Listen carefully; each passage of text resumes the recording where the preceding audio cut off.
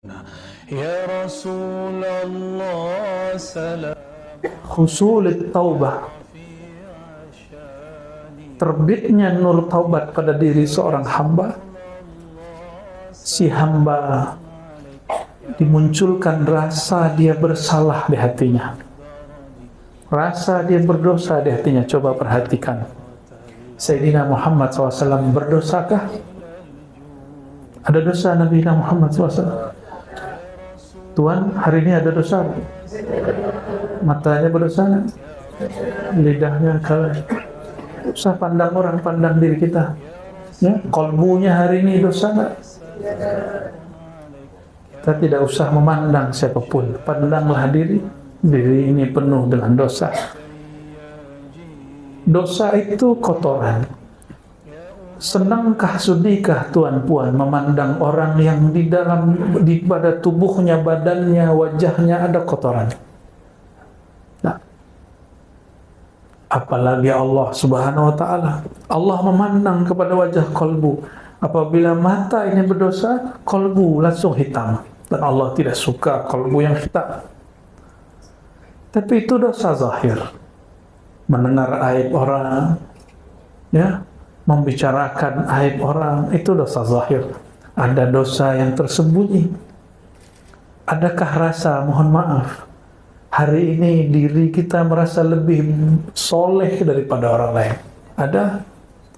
Merasa diri ini lebih alim dari orang lain? Ada rasa itu? Ada merasa diri ini lebih berilmu daripada orang yang duduk di kiri kanan kita? Ada rasa itu? Jika itu ada, ya Tuhan Puan jawab di hatilah. Jika itu ada, itu dosa lebih besar dari dosa memandang yang haram. Hari ini kawan kita, sahabat kita mendapat rezeki dari Allah. Ada rezeki materi, uang kah, duit kah?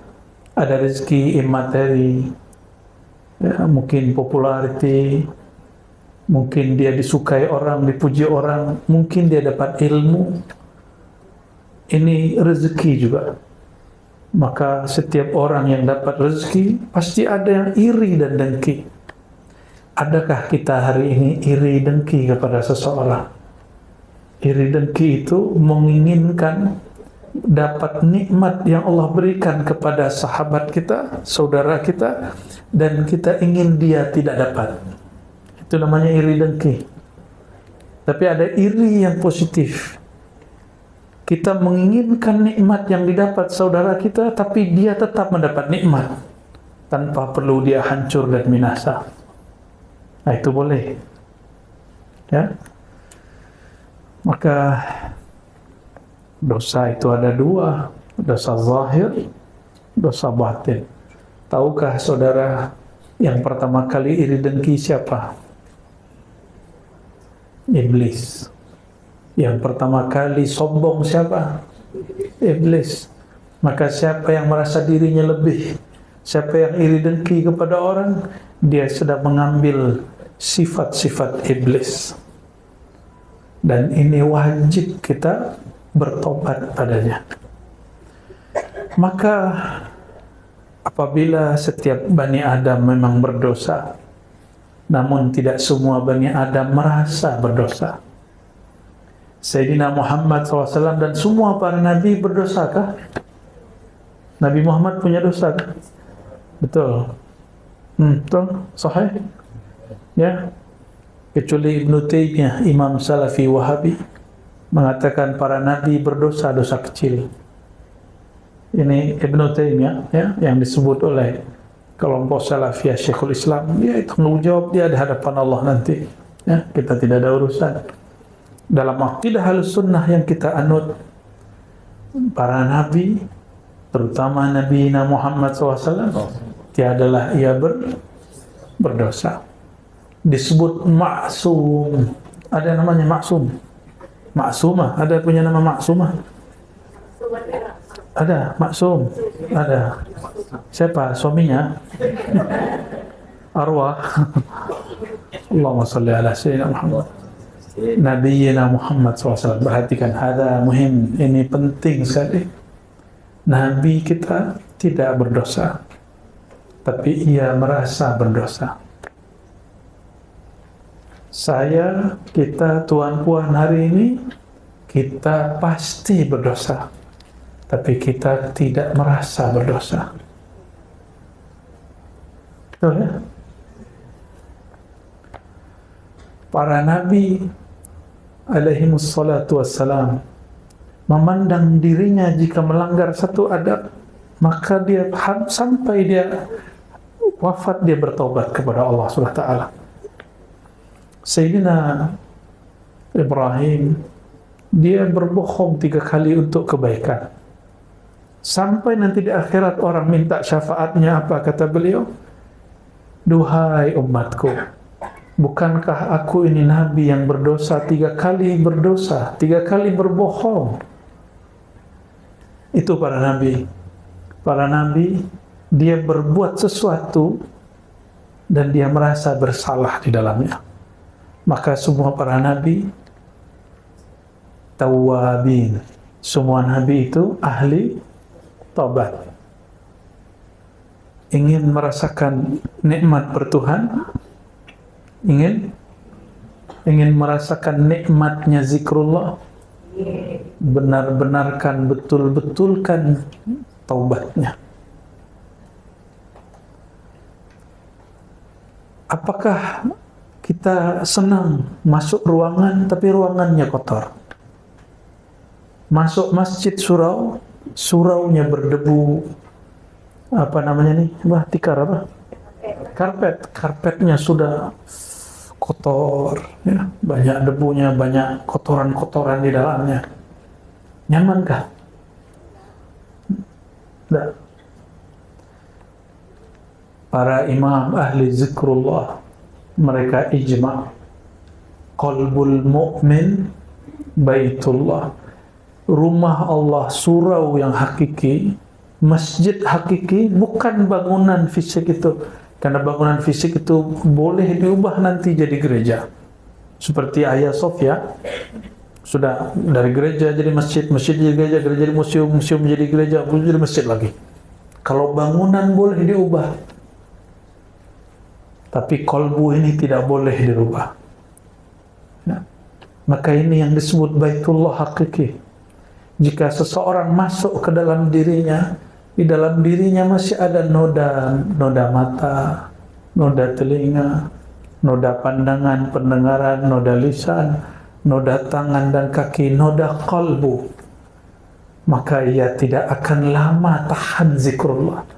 Dia tidak akan lama tahan dalam baitullah yang ada dalam dirinya.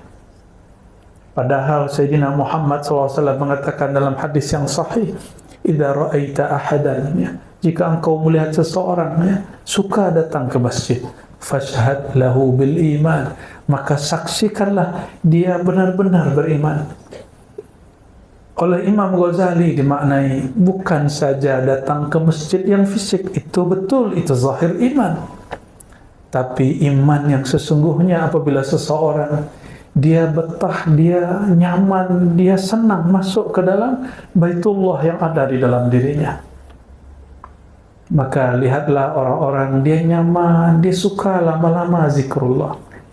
Dia sungguh menikmati lama-lama ketika berselawat, ya, bukan karena suara yang indah saja, tapi karena suara di dalam kolbunya sudah sangat indah. Bukan karena ruangan ini bersih saja, tapi karena ruangan di dalam dirinya bernama kolbu, ruang dan relung kolbunya sudahlah sangat bersih. Oleh karenanya, miftahul walayah at-taubah. Ya, ini kaidah muhimmah, kaidah penting.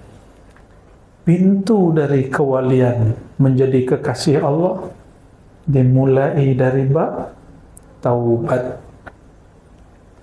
Apabila kita selesai wudu, apa yang kita baca? Allahumma ja'alni. Tapi orang lupa, ada satu adab yang dia lupa, bahwa Nabi SAW memberi doa beragam. Salah satunya syahadat asyhadu an la ilaha illallah Sunnah Rasulullah baru, Allahumma ja'alni minat tawabin. Ya Allah, jadikan aku termasuk golongan yang bertaubat. Perhatikan tawabin, waw musyaddad, wawnya ada tasydidnya. Dalam kaidah bahasa Arab disebut dengan mubalaghah. Kalau orang sekali tobat disebut taib, tapi jika dia berulang-ulang tobat disebut tawwab. Kenapa dia berulang-ulang tobat? Karena setiap kali dia tobat, dia merasa dirinya kotor lagi, maka dia tobat lagi. Oleh karenanya ini saya bukan sedang menyuruh tuan-puan bermaksiat, tapi hendaklah kita selalu merasa punya maksiat. Hendaklah kita selalu merasa punya dosa.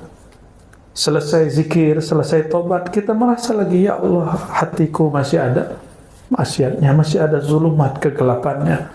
Oleh karenanya, ya, tiada seorang wali yang saya kenali kecuali amalan dia adalah zikir taubah.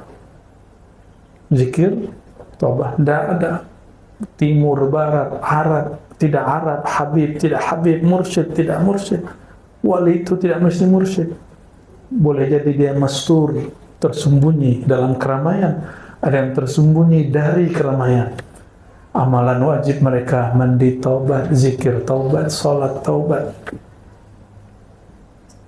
Nah ini, jadi kenapa kalau zikir sama-sama kuat, tapi zikir sendiri tidak kuat?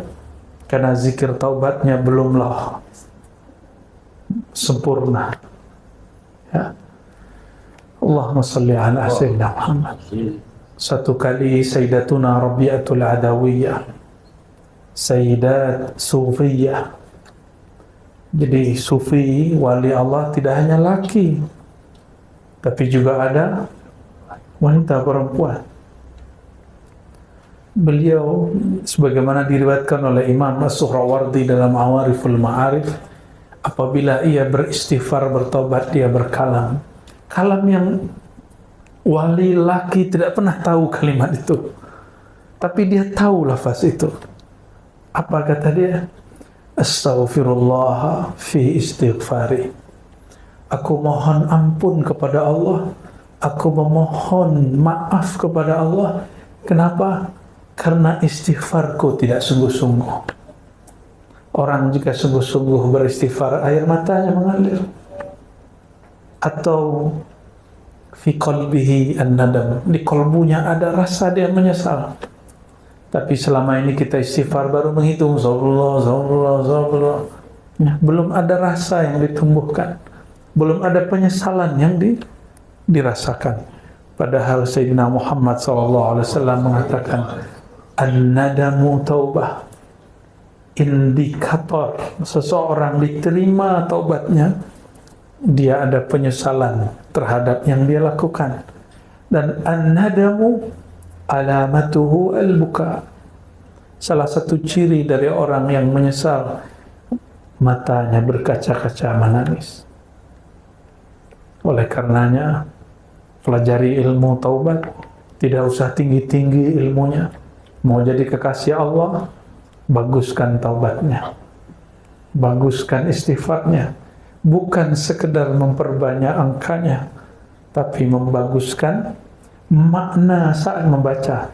Mulai malam ini saya berharap, jika berzikir, zikirlah yang kita faham. Jika sudah ada yang membaca zikir, dipimpin guru, ustaz, pelajari apa yang dibaca ustaz. Jangan hanya seperti ya, alat recording. Dia mampu merekam semua yang dia dengar, tapi dia tidak faham. Apa kata Allah SWT? Kal himar yahmilu asfara. Hanya seperti, mohon maaf, keledai, himar yang mengangkut lembaran-lembaran ilmu, tapi dia tidak tahu apa yang dia bawa. Saudara-saudariku makan Allah,